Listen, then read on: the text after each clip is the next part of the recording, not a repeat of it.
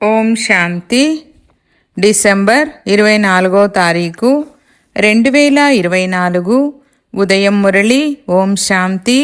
బాబ్దాదా మధువనము. ఈరోజు మధుర మహావాక్యాలు. బాబా చెప్తున్నారు, మధురమైన పిల్లలు అపారమైన ఖుషి మరియు నషాలో ఉండేందుకు దేహాభిమానమనే జబ్బును వదిలి ప్రీతి బుద్ధి గలవారిగా అవ్వండి. మీ నడవడికలను సరిదిద్దుకోండి. ప్రశ్న: ఎలాంటి పిల్లలకు జ్ఞాన ఉల్టా నష ఎక్కదు? జవాబు: ఎవరైతే బాబాను యథార్థంగా తెలుసుకుని స్మృతి చేస్తారో, ఎవరైతే బాబాను హృదయపూర్వకంగా మహిమ చేస్తారో, ఎవరికైతే చదువుపై పూర్తి గమనము ఉంటుందో వారికి జ్ఞాన ఉల్టా నష ఎక్కదు. ఎవరైతే బాబాను సాధారణంగా భావిస్తారో వారు బాబాను స్మృతి చెయ్యలేరు. స్మృతి చేసినప్పుడు తమ సమాచారాన్ని, స్థితి, సేవలను కూడా బాబాకు తప్పకుండా తెలియజేయాలి. పిల్లలు తమ సమాచారాన్ని ఇవ్వనట్లయితే పిల్లలు మూర్ఛితులు అవ్వలేదు కదా అని బాబాకు ఆలోచనలు నడుస్తాయి. ఓం శాంతి. బాబా కూర్చొని పిల్లలకు అర్థం చేయిస్తున్నారు.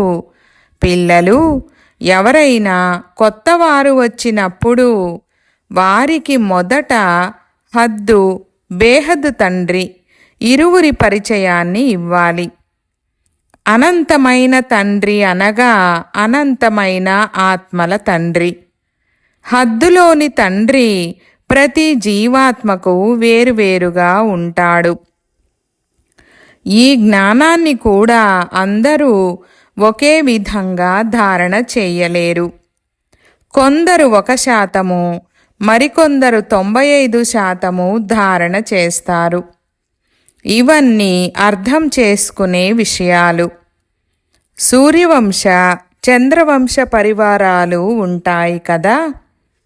రాజు, రాణి మరియు ప్రజలు. ప్రజలలో అన్ని రకాల మనుషులు ఉంటారు. ప్రజలు అంటేనే ప్రజలు. తండ్రి అర్థం చేయిస్తున్నారు, ఇది చదువు. ప్రతి ఒక్కరూ తమ బుద్ధి అనుసారంగానే చదువుతారు. ప్రతి ఒక్కరికి తమ తమ పాత్ర లభించి ఉంది. కల్పక్రితము ఎవరెంత చదువును ధారణ చేశారో వారిప్పుడు కూడా అంతే ధారణ చేస్తారు. చదువు ఎప్పుడూ గుప్తంగా ఉండలేదు. చదువు అనుసారంగానే పదవి కూడా లభిస్తుంది. తండ్రి అర్థం చేయించారు, ముందు ముందు పరీక్షలు ఉంటాయి. పరీక్ష లేకుండా పై తరగతికి బదిలీ అవ్వలేరు. కనుక చివర్లో అంతా తెలుస్తుంది. అయితే ఇప్పుడు కూడా మేము ఏ పదవికి అర్హులమని తెలుసుకోగలరు. సిగ్గు వలన అందరూ చేతులు ఎత్తుతారు. కానీ మేము అలా ఎలా అవ్వగలమని అర్థం చేసుకోగలరు. అయినా చేతులు ఎత్తుతారు. దీనిని కూడా అజ్ఞానమనే అంటారు. వీరికన్నా లౌకిక విద్య చదివే విద్యార్థులలో ఎక్కువ తెలివి ఉంటుందని తండ్రి వెంటనే అర్థం చేసుకోగలరు. మేము స్కాలర్షిప్ తీసుకునేందుకు అర్హులము కాము, పాస్ అవ్వలేము. టీచరు ఏం చదివిస్తున్నారో అందులో మేము ఎన్ని మార్కులు తీసుకుంటామని విద్యార్థులు అర్థం చేసుకోగలరు. మేము గౌరవయుక్తంగానే పాస్ అవ్వగలమని వారు చెప్పరు. ఇక్కడ అనేక పిల్లలలో ఆ మాత్రము తెలివి కూడా లేదు. దేహాభిమానము చాలా ఉంది. మీరు భలే ఇక్కడకు దేవతలుగా అయ్యేందుకు వచ్చారు. కానీ అలాంటి నడవడికలు కూడా ఉండాలి కదా. తండ్రి చెప్తారు, వినాశకాలే విపరీత బుద్ధి. ఎందుకంటే నియమానుసారంగా తండ్రిపై ప్రేమ లేదు. వినాశకాలే విపరీత బుద్ధి అనగా యథార్థమైన అర్థము ఏమిటో బాబా పిల్లలకు అర్థం చేయించారు. పిల్లలే పూర్తిగా అర్థం చేసుకోనప్పుడు మరి ప్రపంచంలోని వారు ఏం అర్థం చేసుకోగలరు? తండ్రిని స్మృతి చేయడం గుప్తమైన విషయము. చదువైతే గుప్తంగా ఉండదు కదా. చదువులో నెంబరు వారుగా ఉంటారు. అందరూ ఒకే విధంగా చదవరు. ఇప్పుడింకా బేబీలుగానే ఉన్నారని భావిస్తున్నారు.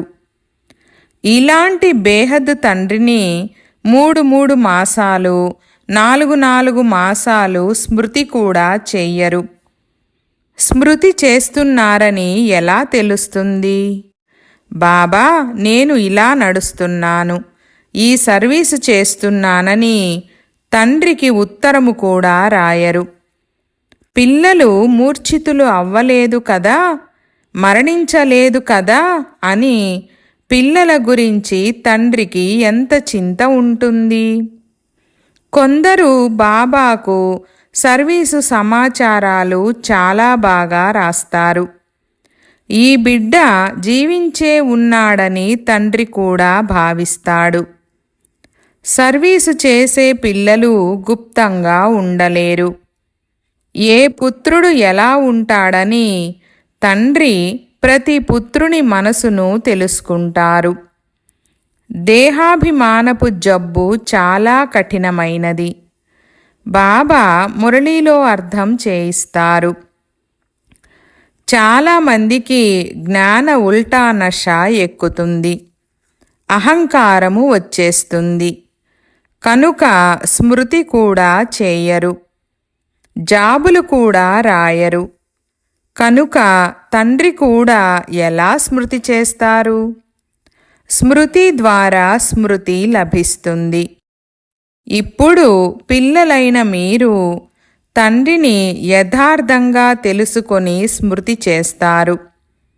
హృదయపూర్వకంగా స్మృతి చేస్తారు. చాలామంది పిల్లలు సాధారణంగా అర్థం చేసుకుంటారు. కనుక స్మృతి కూడా చేయరు. బాబా ఎలాంటి ఆడంబరము మొదలైనవి చూపించరు. భగవాను వాచ, నేను మీకు విశ్వరాజ్యాన్నిచ్చేందుకు రాజయోగాన్ని నేర్పిస్తాను. మేము విశ్వరాజ్యాన్ని పొందేందుకు బేహద్దు తండ్రి వద్ద చదువుకుంటున్నామని మీరు భావించరు. ఈ నష ఉంటే సదా అపారమైన సంతోషము ఎక్కి ఉండాలి. గీతను చదివేవారు కేవలం శ్రీకృష్ణ భగవాను వాచ, నేను రాజయోగాన్ని నేర్పిస్తాను అని మాత్రమే చెప్తారు. వారికి రాజ్యాన్ని పొందే సంతోషం ఉండదు. గీతను చదివి పూర్తి చేస్తారు. మళ్ళీ వారి వారి కార్యవ్యవహారాలలో మునిగిపోతారు. మమ్మల్ని అనంతమైన తండ్రి చదివిస్తున్నారని ఇప్పుడు మీ బుద్ధిలో ఉంది. వారి బుద్ధిలోకి ఇలాంటి ఆలోచన రాదు. కనుక ఎవరైనా మీ వద్దకు వస్తే వారికి మొట్టమొదట ఇరువురి తండ్రుల పరిచయమును ఇవ్వాలి. భారతదేశము స్వర్గంగా ఉండేది, ఇప్పుడు నరకంగా ఉందని చెప్పండి. ఇది కలియుగము. దీనిని స్వర్గమని అనరు. స్వర్గము సత్యయుగములోనూ ఉంటుంది, కలియుగంలోనూ ఉంటుందని అనరు. ఎవరికైనా దుఃఖము కలిగితే నరకములో ఉన్నామని, సుఖము కలిగితే మేము స్వర్గములో ఉన్నామని అనుకుంటారు. దుఃఖీ మనుషులు నరకములో ఉన్నారు. మేము చాలా సుఖంగా కూర్చొని ఉన్నామని అంటారు.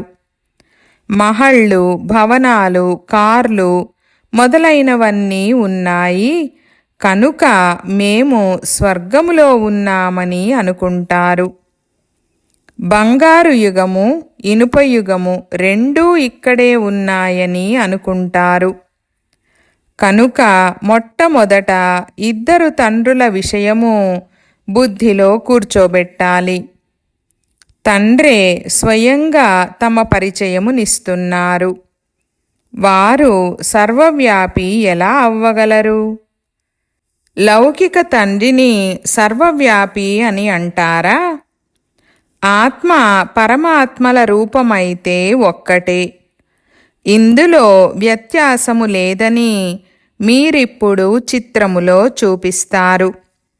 ఆత్మ చిన్నదిగా, పరమాత్మ పెద్దగా ఉండరు. అందరూ ఆత్మలే. వారు కూడా ఆత్మయే. వారు సదా పరంధామములో ఉంటారు.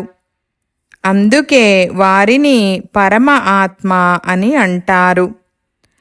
ఆత్మలైన మీరు ఎలా వస్తారో నేను అలా రాను. నేను చివర్లో ఈ శరీరములో వచ్చి ప్రవేశిస్తాను. వెలుపలి వారు ఎవ్వరూ ఈ మాటలను అర్థం చేసుకోలేరు. విషయము చాలా సహజమైనది. వ్యత్యాసమేమిటంటే కేవలం తండ్రికి బదులుగా వైకుంఠ నివాసి అయిన కృష్ణుడి పేరును వేసేశారు. కృష్ణుడు వైకుంఠము నుండి నరకములోకి వచ్చి రాజయోగాన్ని నేర్పించారా? దేహ సమేతంగా నన్నొక్కడినే స్మృతి చేయండని కృష్ణుడు ఎలా చెప్పగలడు? దేహధారుల స్మృతి వలన పాపాలు ఎలా సమాప్తమవుతాయి? కృష్ణుడు ఒక చిన్న బాలుడు. నేనేమో సాధారణ వృద్ధ మానవ శరీరములో వస్తానని చెప్పాను. ఎంత తేడా ఉంది! ఈ ఏకైక తప్పు వల్లనే మనుషులందరూ పతితులుగా, భికారులుగా అయ్యారు. నేను సర్వవ్యాపిని కాను. కృష్ణుడు కూడా సర్వవ్యాపి కాడు. ప్రతి శరీరములో ఆత్మ సర్వవ్యాపిగా ఉంది. నాకైతే నా శరీరము కూడా లేదు. ప్రతి ఆత్మకు తమ తమ శరీరం ఉంది. ప్రతి శరీరానికి వేరువేరు పేర్లు ఉన్నాయి. నాకు శరీరమూ లేదు, శారీరక నామమూ లేదు. నేను వృద్ధ మానవ శరీరాన్ని తీసుకుంటాను. కనుక ఇతని పేరును మార్చి బ్రహ్మ అని పెట్టాను. బ్రహ్మ నా పేరు కాదు. నన్ను సదాశివుడనే పిలుస్తారు. నేనే సర్వుల సద్గతి దాతను. ఆత్మను సర్వుల సద్గతి దాత అని అనరు. పరమాత్మకు ఎప్పుడైనా దుర్గతి కలుగుతుందా? దుర్గతి సద్గతులు కలిగేది ఆత్మకే.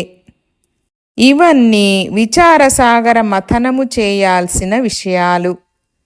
లేకుంటే ఇతరులకు ఎలా అర్థం చేయిస్తారు? కానీ మాయ ఎంత ప్రబలమైనదంటే పిల్లల బుద్ధిని ముందుకు సాగనివ్వదు. పూర్తి రోజంతా వ్యర్థ చింతనలోనే గడుపుతూ సమయాన్ని వ్యర్థం చేస్తూ ఉంటారు. తండ్రి నుండి దూరం చేసేందుకు మాయ ఎంత ఒత్తిడి చేస్తుంది. చాలామంది పిల్లలు భగ్నమైపోతారు. తండ్రిని స్మృతి చేయనందున స్థితి అచలంగా, స్థిరంగా ఉండలేదు. తండ్రి క్షణక్షణము నిలబెడతాడు, మాయ పడేస్తుంది. తండ్రి చెప్తున్నారు, ఎప్పుడూ ఓడిపోకండి. కల్పకల్పము ఇలాగే జరుగుతుంది. కొత్త విషయమేమీ కాదు. అంతిమములో మాయాజీతులుగా అవ్వనే అవుతారు. రావణ రాజ్యము సమాప్తం అవ్వాల్సిందే. మళ్ళీ మనము కొత్త ప్రపంచంలో రాజ్యం చేస్తాము. కల్పకల్పము మాయాజీతులుగా అయ్యాము.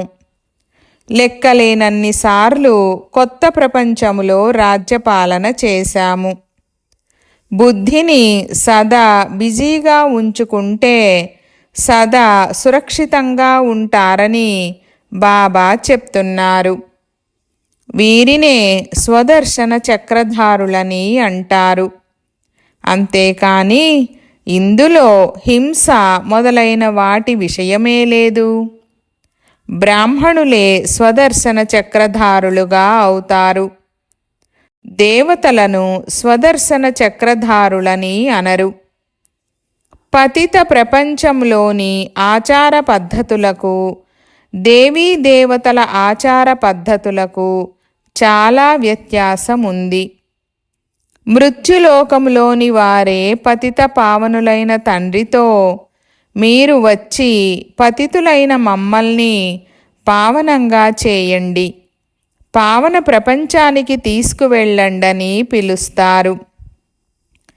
నేటికి 5000 సంవత్సరాల క్రితము కొత్త ప్రపంచము ఉండేది. దానిని సత్యయుగమని అంటారు. త్రేతాయుగమును కొత్త ప్రపంచమని అనరు. అది ఫస్ట్ క్లాస్, ఇది సెకండ్ క్లాస్ అని బాబా చెప్తారు. ఒక్కొక్క విషయాన్ని బాగా ధారణ చేయాలి. ఎవరైనా వచ్చి వింటే ఆశ్చర్యపడాలి. కొందరు ఆశ్చర్యపడతారు కూడా. కానీ పురుషార్థం చేసేందుకు సమయము ఉండదు. తప్పకుండా పవిత్రంగా అవ్వాలని వింటారు. ఈ కామవికారమే మనుషులను పతితులుగా చేస్తుంది. దానిని జయించినట్లయితే మీరు జగజ్జీతులుగా అవుతారు. కానీ వారు ఈ కామవికారాన్ని శక్తిగా భావిస్తారు. అందుకే కామజీతులే జగజ్జీతులని చెప్పరు. కేవలం మనసును అదుపులో ఉంచుకోండని చెప్తారు. కానీ ఎప్పుడైతే ఆత్మ శరీరములో ఉండదో అప్పుడే మనసు అదుపులో ఉంటుంది. అంతేగాని మనసు ఎప్పుడూ అదుపులో ఉండదు. కర్మ చేసేందుకే దేహము లభించినప్పుడు కర్మాతీత అవస్థలో ఎలా ఉంటారు? కర్మాతీత స్థితి అని శవాన్ని అంటారు. జీవించి ఉండగానే మరణించడం అంటే శరీరము నుండి భిన్నమవ్వడం. తండ్రి మీకు శరీరము నుండి భిన్నంగా అయ్యే అభ్యాసం చేయిస్తారు. శరీరము నుండి ఆత్మ భిన్నమైనది. ఆత్మ పరంధామములో నివసిస్తుంది. ఆత్మ శరీరంలోకి వచ్చినప్పుడు దానిని మనిషి అని అంటారు. కర్మ చేసేందుకే శరీరము లభిస్తుంది. ఒక శరీరము వదిలి కర్మ చేసేందుకు మళ్ళీ రెండవ శరీరాన్ని తీసుకోవాలి. ఎప్పుడైతే శరీరంలో ఉండరో అప్పుడు శాంతి ఉంటుంది. మూలవతనంలో కర్మ ఉండదు. సూక్ష్మవతనం ప్రసక్తే లేదు. సృష్టి చక్రము ఇక్కడే తిరుగుతుంది. బాబాను సృష్టి చక్రాన్ని తెలుసుకొనుటనే జ్ఞానమని అంటారు. సూక్ష్మవతనంలో శ్వేతవస్త్రధారులు, అలంకారధారులు, పాములను దండలుగా ధరించిన శంకరుడు మొదలైన వారెవ్వరూ ఉండరు.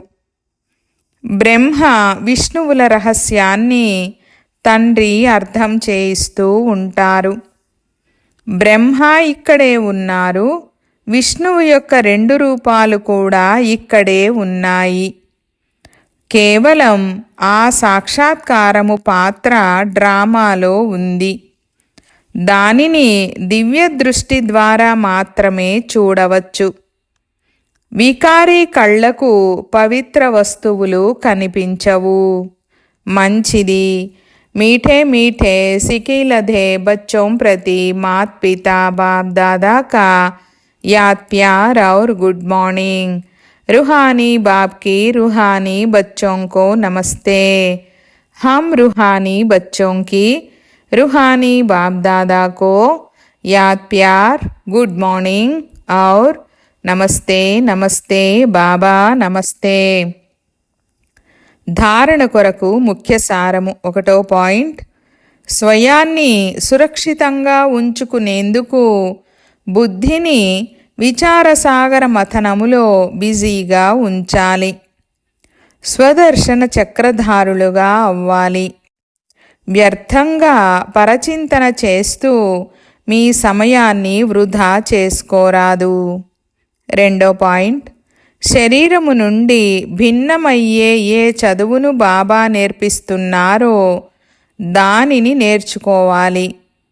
మాయా ఒత్తిడుల నుండి సురక్షితంగా ఉండేందుకు మీ స్థితిని అచలంగా స్థిరంగా చేసుకోవాలి. వరదానము: బ్రహ్మా బాబా సమానంగా లక్ష్యాన్ని లక్షణాలలోకి తీసుకొచ్చి ప్రత్యక్ష శాంపుల్గా అయ్యే సర్వుల సహయోగి భవ.